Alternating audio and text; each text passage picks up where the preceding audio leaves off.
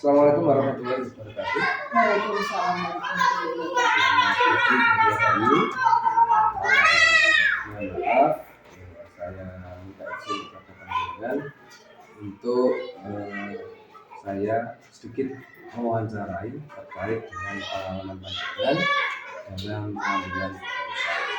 Dan ini merupakan tugas dari Kurpura, di mana saya nanti akan belajar pengalaman tentang pengambilan keputusan yang pernah dengan laksanakan atau dengan itu Bu Rayu. Jadi saya akan ada 7 pertanyaan yang dengan nanti akan jawab. Oke, kita mulai mohon. Yang pertama adalah seperti ini Bu Rayu. Selama ini bagaimana Anda dapat mengidentifikasi kasus-kasus yang merupakan dilema etika atau suka moral? Untuk dilema etika yaitu mempertentangkan dua nilai kebenaran dan kebajikan. Sedangkan itu juga moral itu adalah nilai yang sama dipertentangkan dan nilai kebenaran. Ada 2 nilai kebenaran. Ada 2 nilai, yaitu nilai yang salah dipertentangkan dengan nilai kebenaran. Ibu. Kemudian untuk yang kedua, selama ini bagaimana Anda menjalankan pengambilan keputusan di sekolah Anda, terutama untuk kasus-kasus di mana ada 2 kepentingan yang sama-sama benar atau sama-sama yang mengandung nilai kebajikan?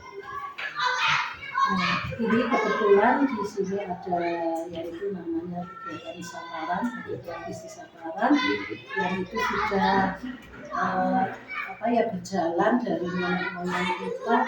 Nah, itu adalah salah satu dilema etika yang ditentangkan, yaitu adalah nilai silaturahmi dan nilai tanggung jawab kita karena kita sudah menjadi ASN atau guru, maka kita telah bertanggung jawab kepada peserta didik. Sedangkan kegiatan samaran ini merupakan tradisi dan itu tetap dilaksanakan, tetapi kita tidak boleh meninggalkan kewajiban kita sebagai pendidik. Untuk itu kita menghadiri, kita sebagai pendidik untuk tidak meninggalkan kewajibannya, jadi tetap menghadiri tetapi setelah kegiatan pembelajaran itu selesai. Kemudian untuk langkah-langkah atau prosedur yang seperti apa yang biasa Anda lakukan ketika menghadapi dilema etika seperti itu? Nah, langkah atau prosedur yang saya lakukan itu pertama ini karena menyangkut dengan ini saparan ya. Nah, saparan itu merupakan tradisi dari nenek moyang yang harus dipuri-puri atau dilestarikan. Sedangkan yang kedua itu merupakan tanggung jawab kita terhadap murid-murid tetap berjalan. Nah, kita harus bisa menyikapi, yaitu kita tetap menghadiri undangan bersabaran, tetapi kita tidak boleh meninggalkan anak-anak kita. Maka kita harus berembuk dulu bagaimana mau menghadiri, itu jam berapa disepakati bersama-sama, terus anak-anak dikondisikan agar anak-anak itu tidak merasa dirugikan dengan kegiatan samaran. Jadi intinya adalah diskusi gitu ya? Iya, didiskusikan dulu dengan teman-teman. Oke. Kemudian hal-hal apa saja yang selama ini Anda anggap efektif dalam pengambilan keputusan pada kasus-kasus dilema etika itu? Ya, kita selalu mengadakan diskusi atau dengan teman-teman untuk bagaimana agar semuanya berjalan dengan lancar. Kita mengatur misalnya ada kegiatan-kegiatan yang bisa ditinggal, tapi kalau itu memang kegiatannya harus ya dilaksanakan dulu baru kita menjalankannya, misalnya menghadiri undangan sekolah tersebut. Jadi semuanya itu harus berjalan sesuai dengan aturan, dan kita juga tidak harus mendukung dengan tradisi sekarang. Itu intinya adalah semua itu bisa berjalan bersama. Itu yang efektifnya seperti itu. Kemudian dari yang tadi dengan sampaikan itu, apakah ada yang tantangan dalam pengambilan keputusan kasus ini? Kita seperti hanya yang dengan contohkan seperti samaran tadi. Tantangannya seperti apa? Tantangannya ya itu kalau biasanya kan didiskusikan, tapi kalau kadang ada pro dan kontranya, ada yang pinginnya tidak sesuai dengan undangan itu, misalnya ada undangan caparan, tapi ada yang dilaksanakan setelah jam pelajaran selesai. Maka saya sebagai istilahnya yang di belakang, saya mengambil tengah-tengah, nanti misalnya dipadatkan sedikit jam pelajarannya, terus kita tidak habis pelajaran, tapi kita mengurangi sedikit, terus kita bersama-sama memenuhi undangan, maka semuanya akan lancar. Tapi kontra itu bisa diatasi dengan kesepakatan bersama-sama. Jadi kesepakatan itu tetap dijalani secara bersama-sama, dan tidak ada pihak yang merasa dirugikan. Jadi tantangannya adalah di pro kontra ketika jenengan mengambil keputusan.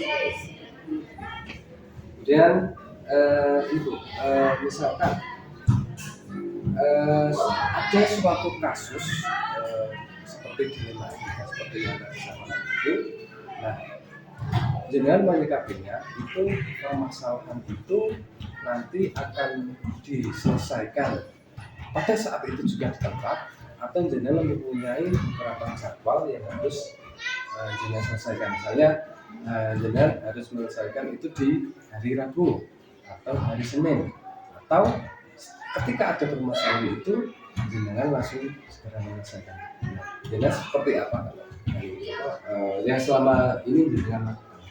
Kalau saya Pak, segala sesuatu permasalahan itu segera saya atasi, atau segera saya bicarakan, diskusikan bersama-sama agar semuanya itu terselesaikan, tidak ada masalah lagi, atau tidak ada masalah yang tumpuk-tumpuk. Kalau menunggu besok-besok nanti ada masalah lagi, sehingga masalah-masalah itu tidak akan teratasi.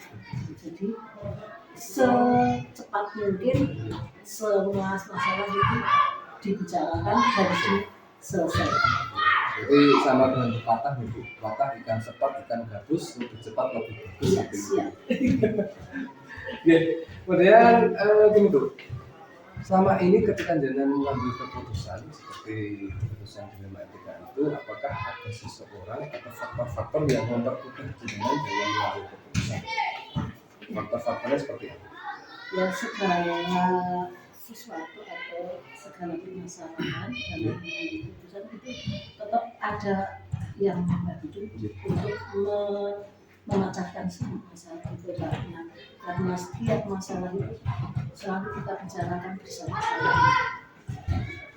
Jadi yang mempermudah selama ini dari teman-teman guru, rekan-rekan guru, atau ada seseorang lain yang lain?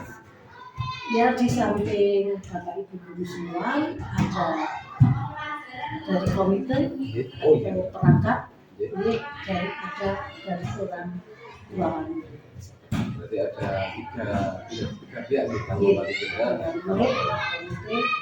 rekan guru, kemudian komite. Jika ada perangkat-perangkat misalnya, kami singgah istilahnya untuk memecahkan segala masalah yang terjadi. Juga lebih mempermudah gitu. Yes. Ini yang terakhir Bu, yang terakhir ini pertanyaan terakhir. dari yang telah jenengan sampaikan tadi, pembelajaran apa yang jenengan bisa petik dari pengambilan keputusan jenengan saat ada kasus di rumah kita seperti kasus sasaran tadi, pembelajaran apa yang bisa jenengan? Ya dengan apa pengambilan keputusan saya itu saya diskusikan, saya bicarakan bersama-sama sehingga mereka itu tidak merasa terbebani atau merasa paksaan melaksanakan segala keputusan yang kita bicarakan bersama-sama atau kita diskusikan bersama-sama. Jadi intinya adalah segala keputusan yang jenengan ambil itu dijalankan secara bersama-sama dan sukarela, kemudian tidak ada yang merasa dirugikan gitu. Intinya adalah di diskusi pada teman-teman rekan sejawat untuk menjadi pertimbangan jenengan ketika mengambil keputusan. Terima kasih Bu Yoyo atas waktu yang telah diberikan pada saya. Alhamdulillah dari beberapa obrolan kita kali ini saya sudah bisa memetik pembelajaran dari pengalaman jenengan dalam memecahkan kasus terutama di persidangan ini. Semoga nanti saya bisa belajar dari jenengan untuk bisa mengambil keputusan di mana keputusan itu tidak merugikan siapapun dan yang kita putuskan itu bisa diterima oleh semua orang, semua pihak.